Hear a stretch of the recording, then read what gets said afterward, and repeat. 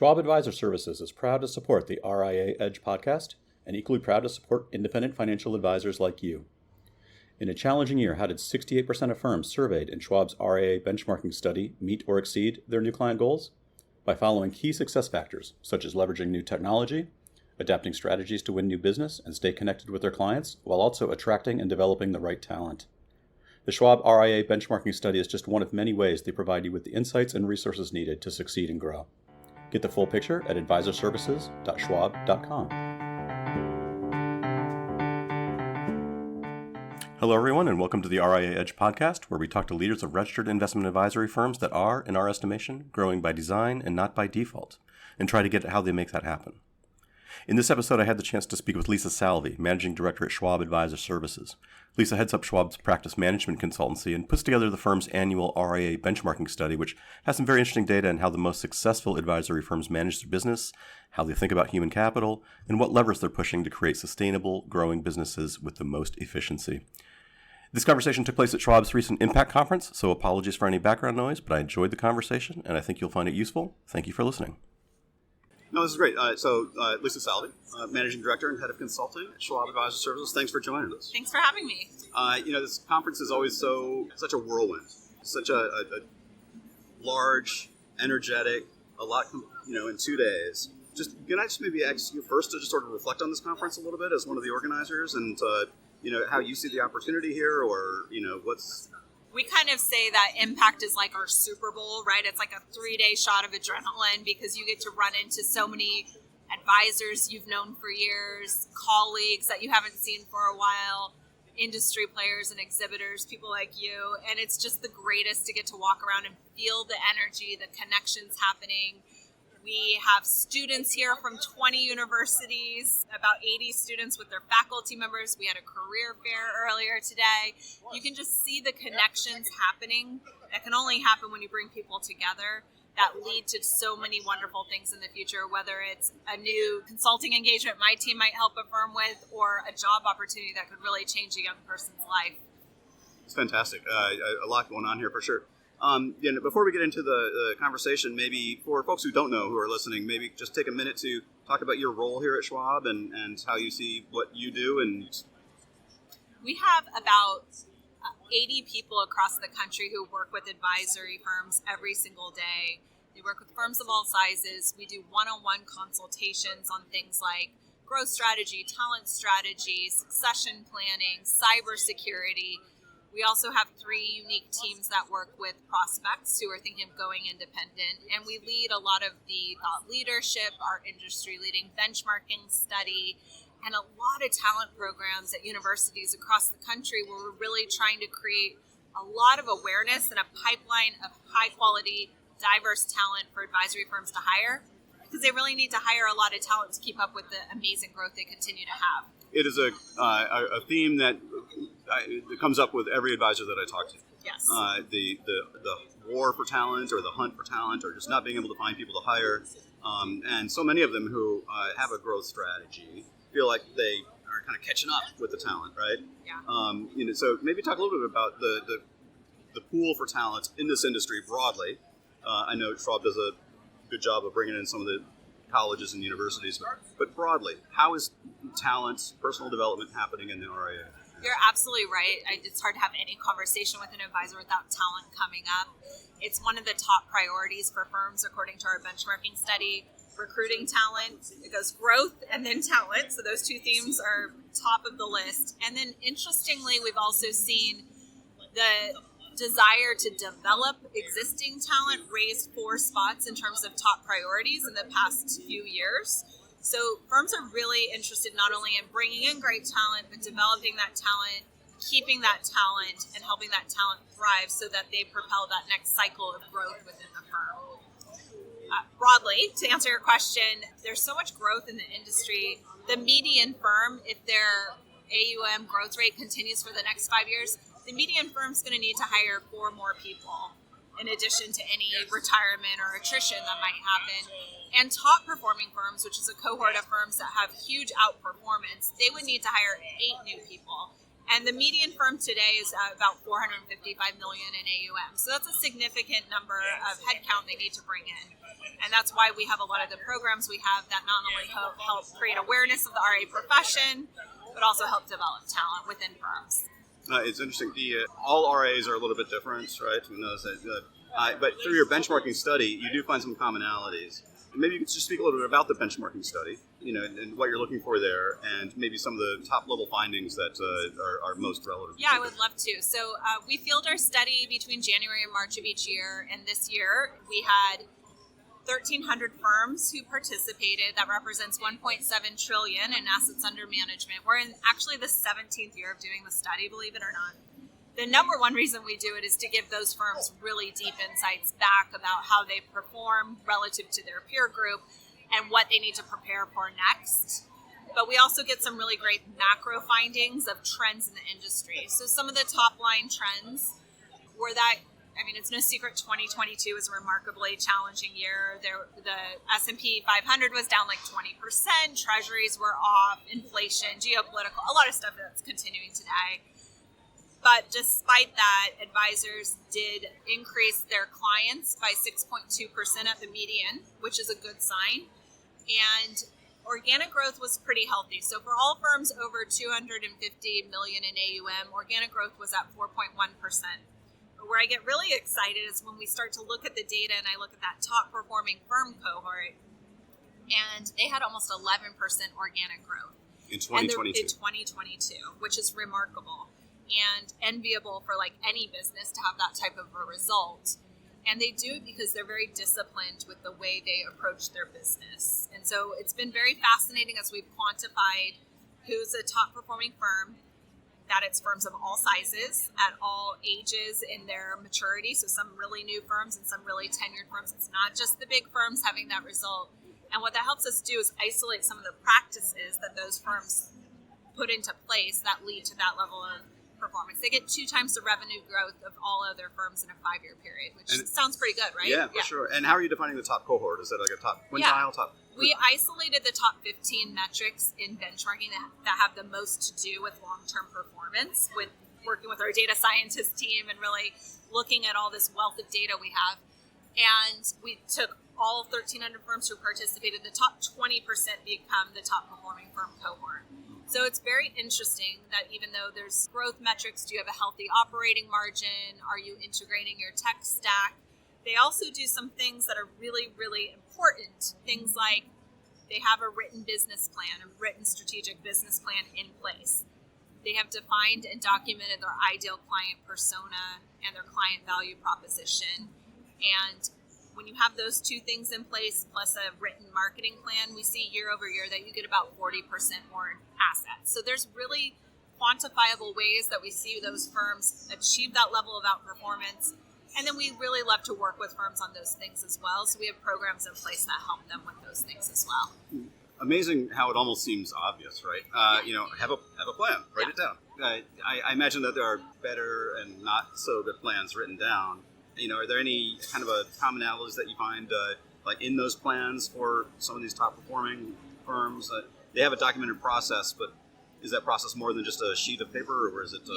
Some firms think they have a plan, but it's really a list of annual goals. Right. And so we like to go a little bit deeper and define purpose, values, vision, SWOT analysis, so strengths, weaknesses, opportunities, threats, and then really get into what those goals look like to deliver on their long-term objectives. It's partly the process, but it's also getting people in a room agreeing and to all kind of row the boat in the same direction. That is critical. And a lot of times it can be really valuable to have a third-party consultant in the room that can kind of unlock some of the questions that might be in people's minds so that they all get on the same page. And then the next thing I like to see firms do after they have their plan is assign owners to all those critical pieces and really be thinking too long-term, how do I want to develop my team? So maybe it's like you have a partner who's in charge of the overall goal, but they have a junior partner or someone on that partnership track who's really going to work outside of their day job to help deliver on whatever that goal might be. And that helps develop your team member in a whole new way outside of being a great client-facing manager or whatever their day job is. helps them really start to develop that leadership acumen and that mindset of I'm responsible for helping to grow the firm over the long term. So that's really important. And then linking it to incentive compensation. So that's where I would say the masterclass comes in. And help me understand that, because it makes a lot of sense that intentional organizational structure Yes. Is something that maybe most firms need help with, and can bring in a consultant to help with that. I imagine there's more and less receptive to a lot of the suggestions. Sometimes, yeah. Yeah. I mean, I think sometimes it's really good consultants don't come in with the answer. They come in with great questions that help you figure out what your answer is, right? And sometimes it's also just about alignment. So when everyone's agreed to these are our priorities, because there's so many, look around here, right? There's 1,000 things you could focus on. I would rather see a firm go back and do one thing all the way than start 7 things and not finish any of them. And so getting it down on paper, assigning accountability, and tying it to incentive compensation is a really good recipe. Might be a good point to talk a little bit about compensation. Are you seeing changes in the way firms are structuring compensation, and how so? There's a pretty good mix between base salary and incentive compensation. Most firms do use incentive compensation. The ones that use it the most effectively have tied it to really specific goals that are measurable. Obviously, I know that's not rocket science, but not every firm does not it. everyone. I imagine it's not every. Equity compensation and equity ownership is a really good piece to have in there. And we have seen compensation increase, I would say about 5% across the board in about 5 years, but we'll be releasing more compensation findings from our compensation study in December, where we'll be able to go a lot deeper on some of those findings. Interesting. The one part of organizational structure that I think gets overlooked are these kinds of career development programs. Do you have any insight into how advisory firms are doing with that? Just from the outsider's perspective, it looks like it's not well, but maybe. Well, it is more of a focus for firms to develop their talent. I've seen some firms do some pretty remarkable things, like professional development hour every single week across the entire firm. And these are not small firms. So they're bringing together people who are telecommuting or in a hybrid work situation along with their senior partners. They kind of rotate responsibility. Young talent absolutely loves that sort of thing. They want to feel like they're getting exposure and they're getting to learn. It also is a good way to transmit culture, even if you're not in the same physical space, which is more and more of a concern for the C-suite of advisory firms. Mm-hmm. I like to see mentorship programs. That's not that hard to implement, but that really means a lot. There's a Harvard Business Review study that said people over 40 do tend to have a mentor that they can point to that was really transformational, but people under 40 don't. Interesting. And so that's something that can really stand out for advisors if they put it into place. And you can do it in a pretty easy way. I like to see firms who have a mentorship program and you're matched with someone for 6 months. So if you and I were matched together, we'd have a series of conversations for about 6 months, and I would probably learn a ton from you, and you'd probably learn a thing or two from me. And we get to know each other and our perspectives and our roles better. And then it would switch and you would continue to build those relationships that might not happen by the water cooler anymore. Mm-hmm. And I hear from firms that when they have that in place and they put it in their employee value proposition, it helps them win. Like if someone's measuring 2 different job offers, it's not the compensation only that matters. It's the values of the firm. It's the program they have in place that helps develop the talent. So that's a really good one to just think about implementing. And not as onerous as it might seem. Right. And then on leadership development, that's another big focus for firms. We have a couple of programs to help with leadership development, and increasingly I'm hearing from advisors that they're really focused on the kind of mid-level manager, the newer people leaders or people leaders that have been in that role for a little while, and they really want to invest in that level of talent within the firm as well. Mm-hmm. I know we were talking about growth a little bit and how the top performers there have 2x the market growth, and the qualities that they have in place that those ride alongside that growth in terms of intentional plan. Do you have any insight in terms of the actual boots on the ground marketing kind of stuff that they do, or what are the levers that they're pulling for achieving that growth? I mean, we know that they have a documented plan and that they have all the pieces in place, but is there any specifics that they're doing? Yeah, I mean, we would always say let's start by really looking at who you're building your business to serve, who's your ideal client persona. I know every business should start there, but lots don't. Sure. So we're kind of on a mission that we want to help every firm put that into place. And I don't just mean like high-level demographic information where it's assets and delegator and these things you would tend to hear. I mean psychographic information. I mean, we're a family of 2 working parents in the tech industry and 2 children who are in private school, and we're looking at college in the near future, have a second home in Tahoe, and English is our second language. Like, literally name that ideal client, write it down, and make all of your business decisions through that, including your marketing strategy. Not just your marketing strategy, but including your marketing strategy. And what we see happen, that's a real firm I just described. They have a 3-page document. I know what their dog's name is. And what we see happen is that can supercharge all of your referrals, because you're building this irresistible business for those clients, and even your centers of influence or other people in the community will be like, I have another so-and-so client for you, Smith client for you, because they understand so well what you've uniquely built your business to serve. That's interesting. I would think that most advisors, they think that they're being specific when they say business owner. Yeah. We want to go a lot deeper than that. We want, if you came to my firm and it was your first day, I want to hand you this document so you understand specifically who we've built our business to serve. And when you're making decisions, not just me as the founder of the firm, you're thinking, well, what would the Smith family want? And then that bleeds into everything. That's your tech stack, how you communicate, and then especially your marketing strategy. So if the Smith family is not going to listen to a radio show, don't do a radio show. But if they are going to be in the car going to, soccer practice and band rehearsal every single day, maybe a great podcast is the way to go. And that's where you start to make the trade-offs between different marketing strategies. No matter what, though, I'll give you one just rule of thumb. Yep. That website should look pretty good. And people are going to go to your About Us page, so the story of why your firm exists, and your bios page, like what makes your people special. Those are the top 2 pages they'll go to. So I would like every firm to think of that website not just as a way to serve your clients, but also as a way to serve your prospects. And having a careers page is really important, because you want to also attract talent, and they're going to research your firm online as their first step before they even decide to apply for a role. Interesting. I'm going to venture to say that most advisory firms do not have a careers page on their website. It's becoming more common. Okay. And as we're talking more about that employee value proposition I was talking about, Yep. So that kind of wraps a lot of the themes that you and I are talking about together.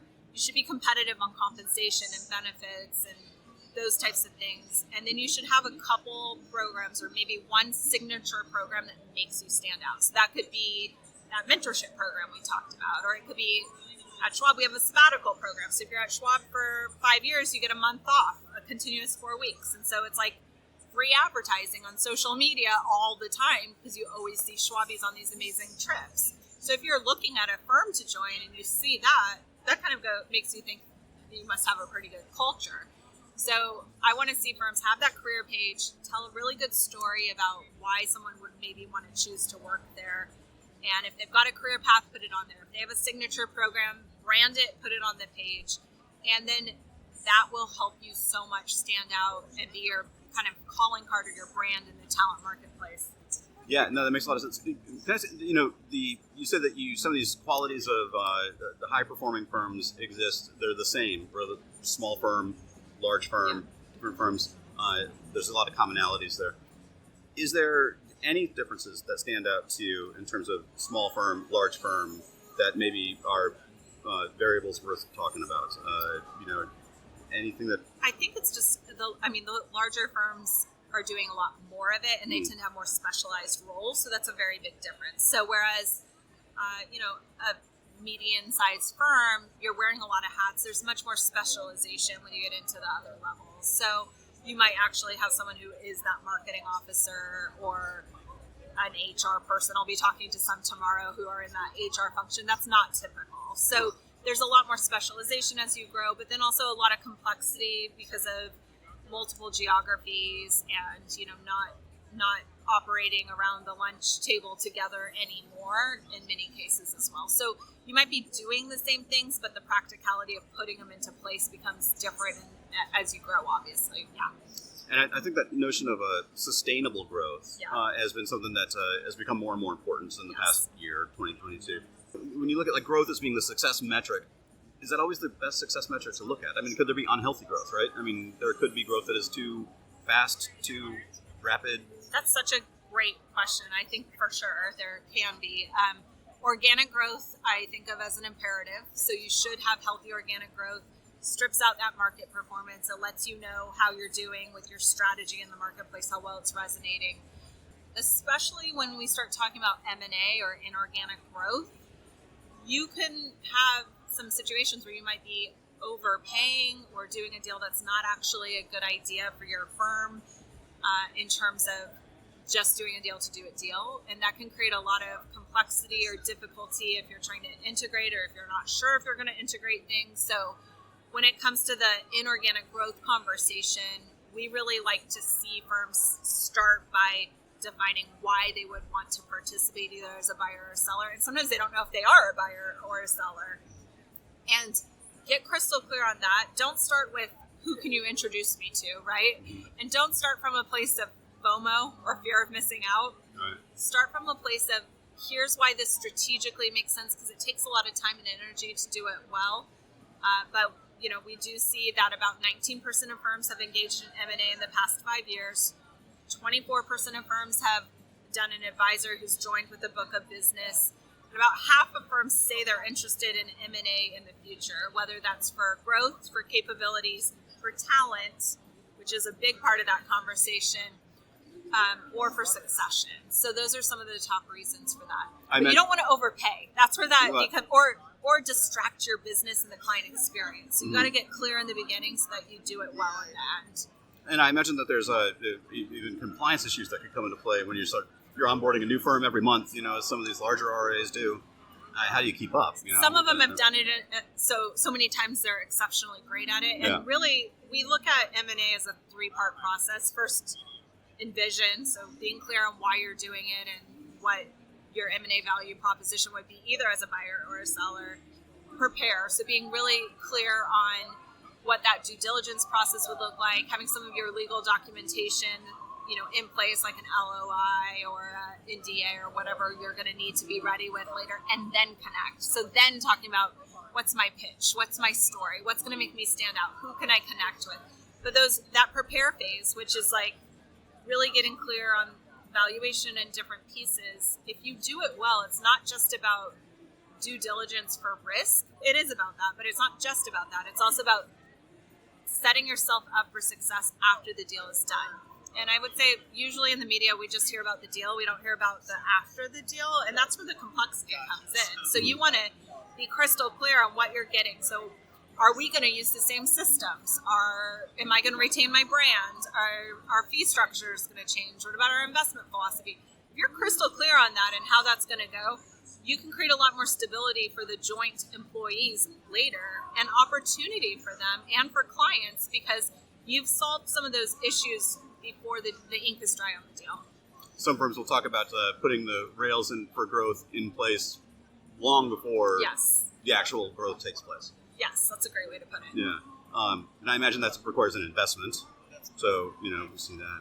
And significant time. So, when we're working with firms, if they think they might want to participate in M&A and then they go through it and understand what it entails and they decide, actually, the next 5 years I'm going to focus on organic growth instead, that is a great outcome. We want you to spend energy on the things that are important to you as a business owner or a partner in your firm and not distract yourself with having all these lunches or whatever it's going to look like for 5 years if it's not going to go anywhere. So let's increase the clarity and decrease the amount of time that you're spending on all of that due diligence and everything else so that you can get to that outcome that actually is really what you want.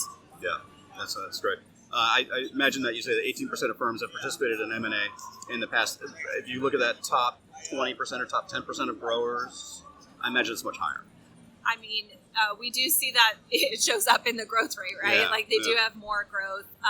Productivity, interestingly, is about the same if you do or don't participate. So that was kind of an interesting finding this year. Okay. Interesting. Well, Lisa, this has been great. I really appreciate it. Thank you. Thanks for having us here at the conference, and congratulations on all the success here. Thank you so much. It was great talking with you. you. Good talking with you.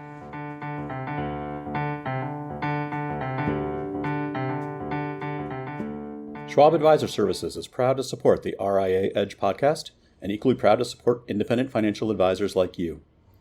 In a challenging year, how did 68% of firms surveyed in Schwab's RIA benchmarking study meet or exceed their new client goals? By following key success factors, such as leveraging new technology, adapting strategies to win new business and stay connected with their clients, while also attracting and developing the right talent. The Schwab RIA benchmarking study is just one of many ways they provide you with the insights and resources needed to succeed and grow. Get the full picture at advisorservices.schwab.com.